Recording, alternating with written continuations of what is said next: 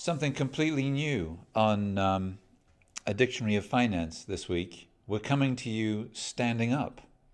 Up until now, we've been sitting down to do our podcast, but today we're standing up. And our guest, too, is standing up, which is very appropriate because he's an accountant. Why is that appropriate, Ola? I don't know. You tell me. Really? Really? Because he has to stay balanced. Even now he's actually doing something that looks like a figure skater because he's trying to give you a hint that he has to stay balanced. I thought he wanted me to tell you all about his abilities as a skater, which I understand are also significant. Indeed. Yes. Marius Cara, you do some figure skating. I do some skating, ice skating, yes. I've been doing it for a very long time. Triple salco, that kind of thing. You don't get that on the balance sheet. It does sound like an accounting term, though, doesn't it? Triple salco and double axle definitely does. We're going to get to double entry accounting today, which is linked to the double axle, I expect. Marius is actually deputy head of division in the Finance Directorate here at the European Investment Bank. He joined the bank 12 years ago working for the Audit Committee. Who does audits? Accountants do. And Marius, as you know, is an accountant. In fact, before he joined the bank, he was resident auditor on the UN peacekeeping mission in Kosovo. That must have been a little bit hairy sometimes. It was quite challenging. As an auditor? No, especially the mission life was rather tough at times. Was it during the actual fighting there in Kosovo? It was just after the war ended. So talking about 2001, 2003. Oh. And there was a huge presence there of UN, the EU, NATO, trying to stabilize the place. Yeah, I don't think anyone really cares about balancing the books during a war. They just do it afterwards. But we care about it, and that's why we've got this podcast today on the balance sheet.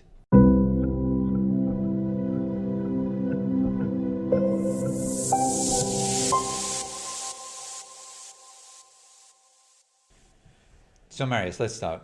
Before we get to the terms that you have on a balance sheet, what is a balance sheet for? The balance sheet is a place to record your company's assets and liabilities, because you do want to keep track of what you have and what you owe. Mm-hmm. And in fact, everything enters there into the balance sheet via double entry. Any transaction, in fact, has two sides. Mm-hmm. You give something and you obtain something. So you have to record an asset and a liability. Okay, so let's give that's a the very double entry. Yeah. So that's the double entry. Yeah, more or less. So let's give a simple explanation. So basically, if I produce something and I sell that thing, then I have to record that this item has left my inventory. And if I get money for it in return, then I record that I got some money in return for it. That's a very simple example of that, right? Exactly. And you will also record a profit, hopefully, for that. So basically, it's a triple. In that that transaction will have two entries. Uh-huh. So you will record a receivable or cash. Mm-hmm. So that's your debit. You have to receive something for what you sold. Mm-hmm. And then on the other side, you have to record a revenue. Yeah. And then you also have to decrease your stock. Yeah. Mm-hmm. And for that, you credit the stock, yeah, you reduce it, and you debit an expense. Well, so let's say I have a company that makes standing tables. We're standing at a standing table here. Okay. I make the standing table and I sell it to you for 100 euros. Mm-hmm. Which is the asset and which is the liability? You give me 100 euros, I give you the table. What do I record as an asset? What do I record as a liability? In your case, you will have to record 100 euro as cash or receivable from me. And on the other side of this transaction is there is a revenue for you. But then you have to get this table out of your balance sheet because it's gone. You sold it to me. And to do before you sold it, it was in inventory in your balance sheet. In my assets. In your assets. Yes. And it had a cost which hopefully is lower than the price that you are asking from me. So let's say this cost you 90 euro to assemble it, to pack it, everything. So you have it at cost at 90 euro in your balance sheet.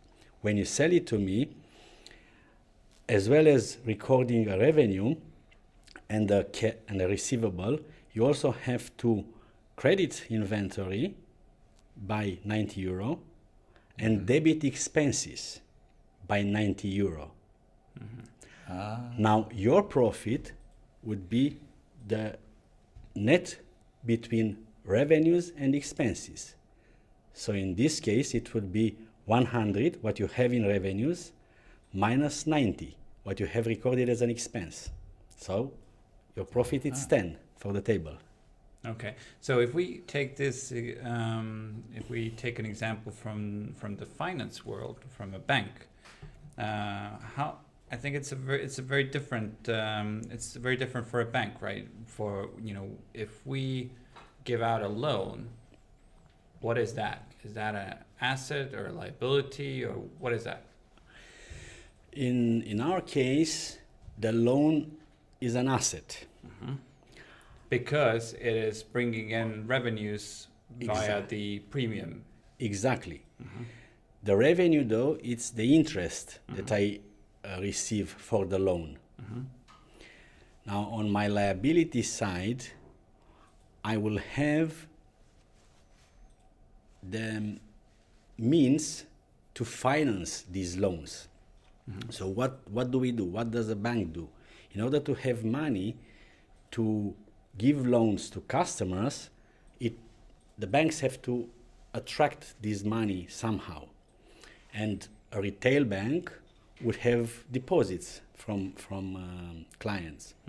So at a retail bank, the deposits that clients have put into the bank, this would be recorded under liabilities for the bank. Precisely. Yes. Okay. Because they might have to pay them back, meaning. Of course. They belong to the clients. Oh, that's true. I forgot about that. Yeah, it's easy to forget that, isn't in it? most When you have cases. money in a bank, you forget that it's not you. It's your money still. Let's talk a little bit about who creates a balance sheet before we get more into the terms, and what they look like, and so on, and where you will find one. So, who or what needs a balance sheet? Well, pretty much every trade, every enterprise, every company, or even a sole entrepreneur would need a balance sheet. The users can be different in each case. If I'm a sole entrepreneur, I don't have shareholders. I do want to know how my business is doing, and the taxman also wants to know how it looks in order to assess what I owe to the state. And this gets complicated, of course, by the type of the company, by the structure, by how big it is. So if you want to know, what sort of company this is in financial terms, you go to the balance sheet, you go to the annual report or something like that, and you can look, or at least you as an accountant can look at that balance sheet pretty quickly and say this is a healthy company, this company is not so healthy, and make other kinds of judgments like that, just from this one set of terms. Exactly, and this would be most useful for investors, but also for shareholders, of course, because there are certain ratios that you can compute, and you can judge the state of health, like you put it. Now, of course, these ratios would be different from one industry to the other. The ratios are very different, let's say, in the banking sector versus the utility or manufacturing sector, because we are talking about different type of business which employ different type of assets and which probably also finance themselves differently. Well, I want to get to the ratios in a little bit because I wrote some down and they have some pretty cool names. I'm going to get to a few of those later. But so when you've got a balance sheet, you mentioned all, a sole entrepreneur right up to the biggest companies have to have a balance sheet. But does that balance sheet look essentially the same?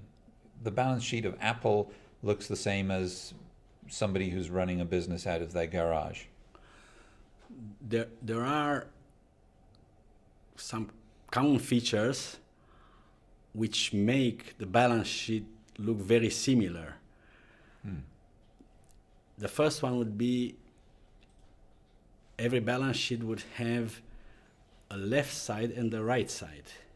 And usually on the left you have the assets, and on the right side you have the minus, the liabilities, which of course also include the capital of the company. So the money that the shareholders have put into the company. Exactly, that's a liability towards shareholders. Of course, there are other ways of financing a business. There are other people who tend to lend money to companies. There are bondholders who buy the bonds issued by a company. And there are also other types of liabilities that a company would have on the right side. But is it a kind of international language? In other words, in Romania, where you're from, if an American investor wants to look at a Romanian company, he looks at the balance sheet and recognizes it to be essentially the same kind of structure as, back in New York. There is a huge effort of convergence internationally, and just because you mentioned it, Romania has adopted the international accounting standards for medium and large companies back in the early 2000s. So yes, the financial statements now would look similar to those that are drawn up in other parts of the world. But who decides that? You mentioned the international accounting, was it standards? Who are they and why do they get to decide? The international accounting standards are drawn by an international board. There are other standards like the US GAAP, the US Generally Accepted Accounting Principles. You pronounce that GAAP? It's not GAAP, because it's GAAP. Yeah, it's GAAP. But people say GAAP. Yeah. Okay, that's a good thing. If our readers, like listeners take away one thing, they'll know not to say, well, I'm applying GAAP rules. Good, okay, we've taught them something. Also in Europe, there are European directives. And for example, the EIB is drawing accounts under the EU directives, but also under IFRS, International Financial Reporting Standards. So, and these standards, they would give a guidance to companies, like when and how to record things. Like for example, let's go back to the table example. If I sell this to you, and you tell me that you'll pay me for it, but you'll pay me for it in a couple of months' time, then at what point can I record that sale, and at what point can I record that revenue and things like that? Because it seems to me that there could be a lot of flexibility in when do I say that this table is actually sold? Is it at the point when the money is in my bank account? And also, for example, if you're not paying me, at what point do I have to record that I'm not going to get that money? Well, normally we should have a contract to record this transaction. And I don't need to wait until the money comes into my account in order to record the transaction, unless I'm using cash accounting. Mm-hmm. In cash accounting, basically, you only record the cash transactions. Mm-hmm. But So what is that non-cash accounting called? It has a term, right? The non-cash accounting is called accruals accounting. Accruals accounting. Okay. And that gives me the possibility to record a transaction irrespective of the cash settlement. Mm-hmm. So the moment we have the contract, I can record the transaction. Maybe I haven't even delivered the table yet. Maybe the contract says deliver in 30 days, but I can still record the transaction. Mm-hmm. How do we know that what people show in the balance sheet is true? The common language is the first step. That's why we like standards, because they make financial statements look similar, but the certification is actually, or the verification is performed by auditors, Mm-hmm.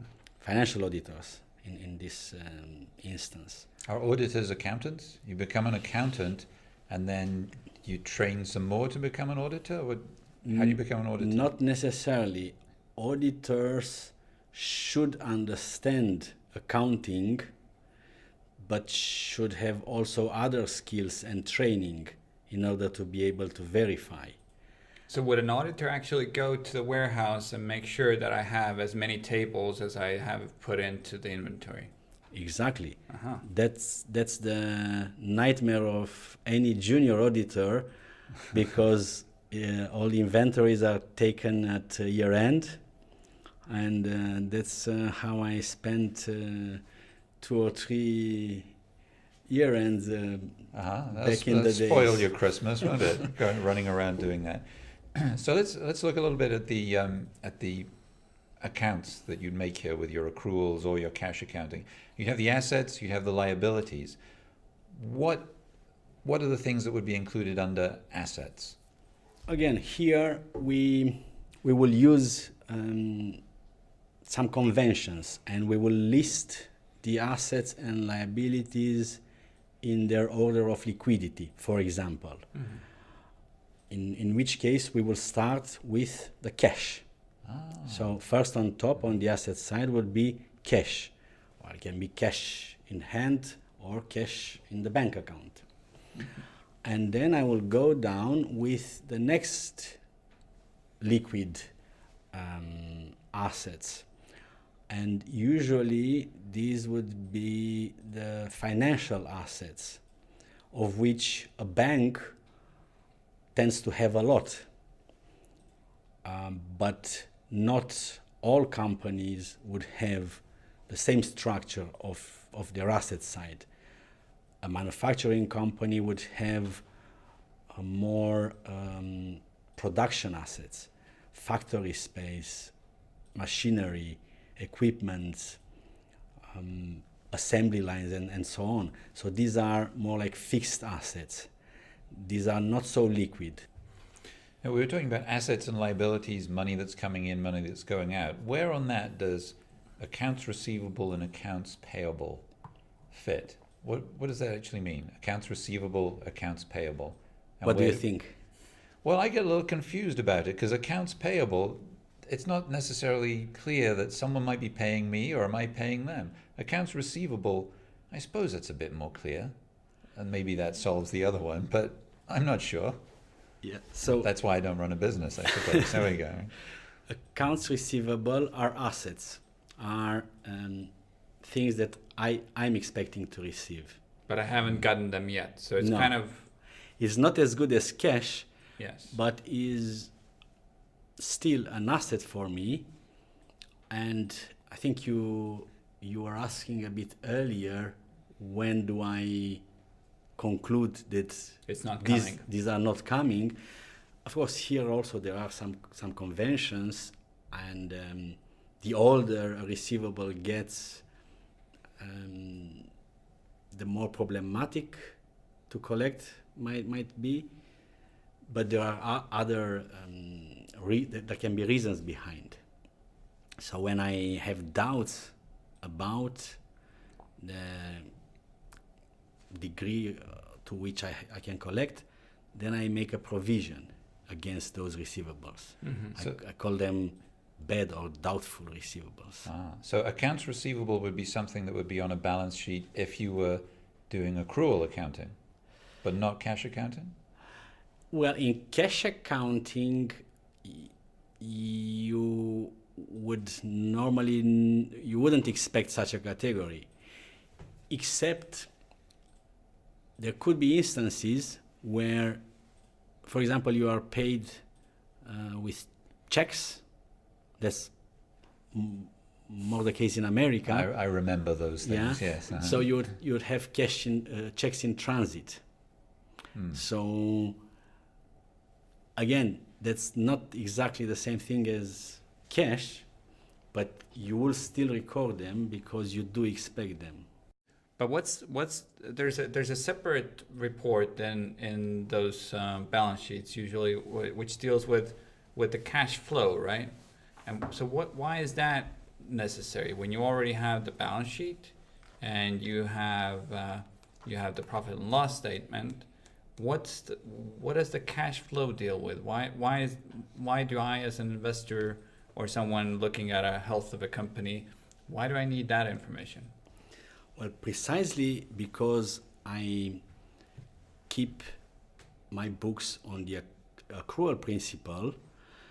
That's why I need also a cash reconciliation to show how the cash moved in and out of my company, starting with the opening cash balance and ending with the 31st December cash balance, which of course can be audited, can be traced to the bank statement. So the cash flow statement shows all that happened in between, and it breaks these flows into different categories. Like, for example, operating activities, investing activities. It shows, if you want, how the money is used. How am I using the money? So it sounds like it might imply how fast it's being used and whether that's going faster or slower, flow, but it's not that. No. It's just where the money's going. Really. Exactly. Where is it flowing to? Yes, it's giving an indication not only about the nature of the operations, but also about maybe the focus in one particular year on certain activities. Now, I want you to take a look at my friend Alar here and tell me, is he an asset or a liability? In banking, in accounting terms. I mean, obviously, you know. In accounting terms, all employees are assets, and in some companies, the employees are the most precious assets. You mean with the software companies and things like that now, that the digital companies where they don't have fixed assets? Precisely. There are a lot of companies which are worth a lot, but yet they don't have a lot of tangible assets, a lot of fixed assets. So what they prize, their capital is the human capital. So you're an asset. Thank you. That sounds... That's very kind. Before we run out of time, let's spring a few ratios, because we promised some ratios. Let's try some. What's the liquidity ratio or the current ratio?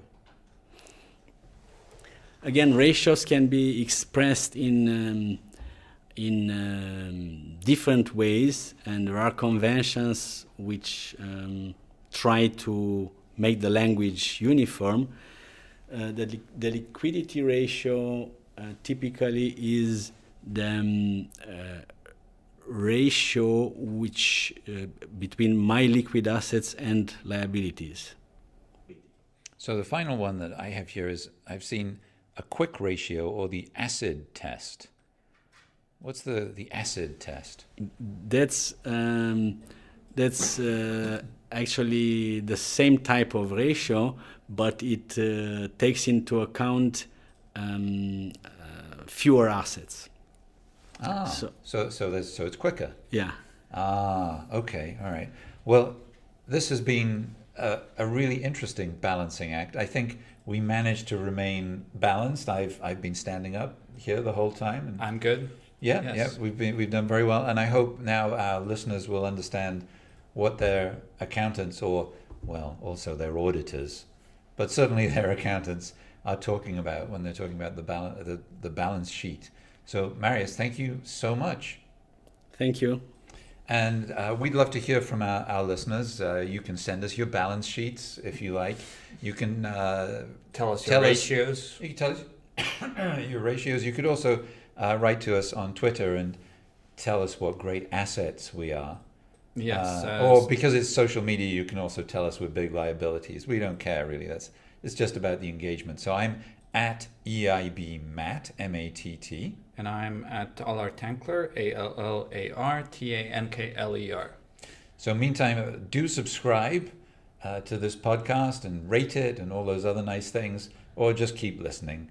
And we'll see you next week on A Dictionary of Finance from the European Investment Bank.